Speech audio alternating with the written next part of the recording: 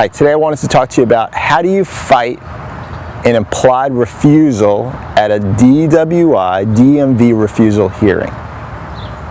My name is Larry Newman. I'm an attorney located in beautiful Ithaca, New York. Today I'm standing at the base of Cayuga Lake. I handle a lot of DWI cases in upstate New York, specifically in the Finger Lakes region. When you refuse to take a breath test, then you're going to have a DMV refusal hearing to see if the refusal was properly given, to see if they had a constitutional right to stop your car, to make an arrest for DWI, if they gave you the refusal warnings properly. So how do you fight these types of cases in terms of the administrative hearing to try to revoke your driver's license in New York? Well, three major things you have to know. Number one is, if you're going to fight the implied refusal. The implied refusal is different than the express refusal. Express refusal means you expressly stated to the police, I ain't taking your test. No.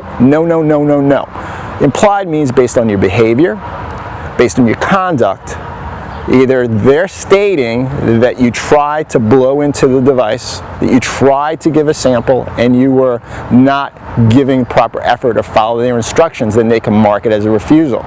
Those cases, you're going to want to fight it. And I'm going to tell you why you want to fight it and how you're going to fight it. You're going to want to fight it because it's your word versus their word, and you're entitled to testify at these hearings. In fact, if you don't testify, it's going to be held against you. You can testify that you did try to give a good sample and the machine wouldn't take the sample, that you did try to blow into it, that you did try to follow instructions, because it's all about deliberateness. It's all about your intent. Was your intent proper? Did you intentionally not want to give them a breath sample?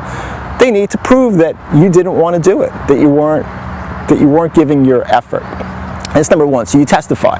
Number two is you might want to bring in medical documentation, some medical records to show that you have asthma or show you have a chronic obstructive pulmonary disease of some site, like bronchitis or emphysema. These types of conditions make it difficult for somebody to give a breath sample.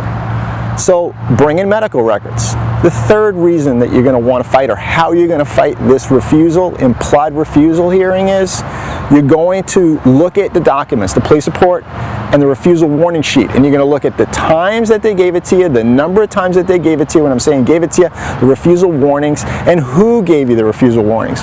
What if refusal warnings were given by two police but only one police officer shows up? Well, that's a problem, and you can state, hey, listen, I have a right under the Sixth Amendment to confront witnesses against me. It's in violation of my constitutional rights that we only have one of the police officers here when they both gave me refusal warnings. See? These are the types of ways that you can win a refusal hearing and get your license back. That's what we're talking about here. We're talking about them revoking your license for 1 year based on a true refusal of a breath test in New York State.